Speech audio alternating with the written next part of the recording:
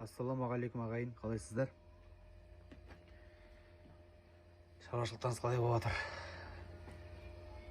Мұнда көпшіліктің сұрауыменен инкубатор бойынша сіздерге бір-екі ауыз айтып кетейін деп едім. Мына менің Блиц нормам. Мынау Золушка 104-тік. Мынау Золушка 104-тікті алмай ақ қойыңыздар. Бұның әлде бұл осындай ма түсінбедік. Бұның біріншіден тендер күйіп кете береді. Уже екінші мәрте ауыстырдым тендерін. Тен күйіп кетеді. Одан кейін температура өте қатты көтеріліп кете береді. Каждый раз тексеріп тұру керек. Сосын кейін ауа алмасуы өте қиын.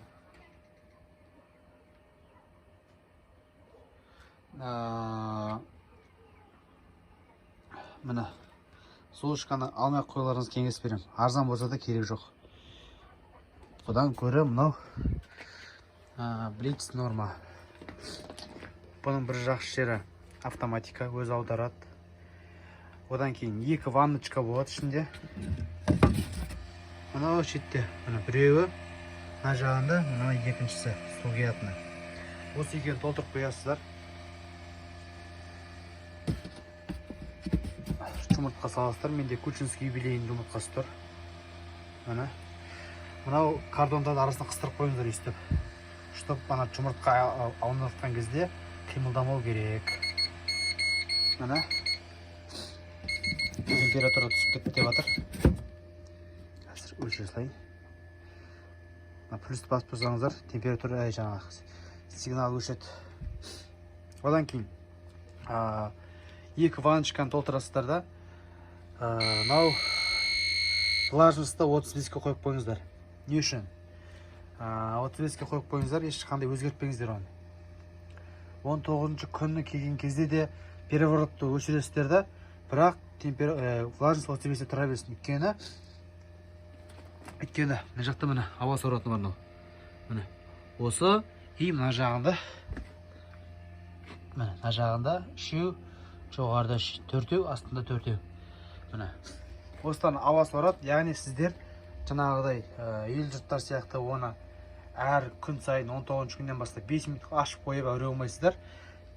Тек бетіне менде мынандай бар, шылдататын, су шашатын. 19 күннен бастап мен су шашам бетіне.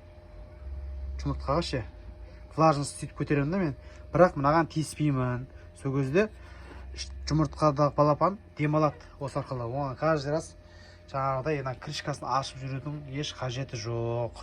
Міне, менің өзімнің опытым. Осыны сіздерге бір айтайын дедім. Және қолдан жасалған инкубатордың 500-дік деген алып өткенде істетіп көрдім. Егесі видеоға түсірмей-ақ, просто бұлай бір көріп берші қалай дегеннен кейін өзіме де алсам ба деп қарастырдым. Бірақ өте минустар көп болып шықты. Влажность ұстамайды, температура көтеріліп кете береді, ода да проблемасы. Одан кейін автоповорот бірде істемей қалады екен. Қысқасы, қолдан жасалған алмай қойыңыздар. Міне, лучше осындай Блиц норма. Ең дұрысы осы Блиц норма. 72-лік. Сырты осындай пенопласт болса да вообще ең күшті осы. Мен осыдан тағы да екеуі пятница келеді. Одан кейінгі тағы да үшеуі августтың ортасына қарай келеді.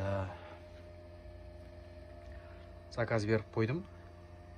Екеуінің ақшасын толық төледім. Ана августтың ортасында келетінің жарты ақшасын төледім.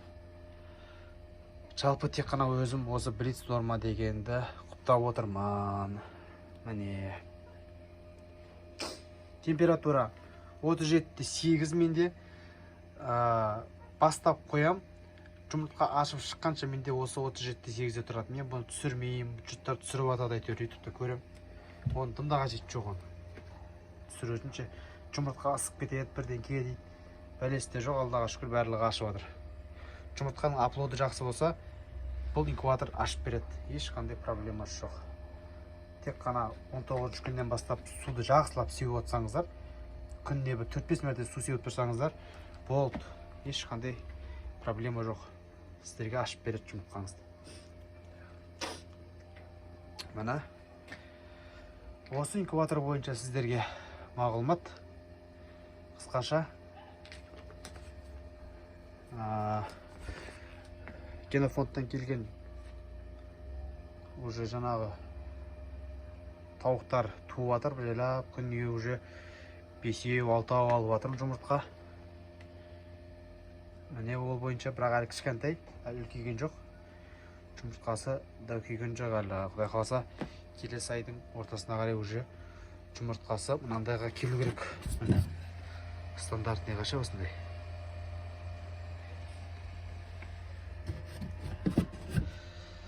Осы сіздерге айтайын дегенім ағайын.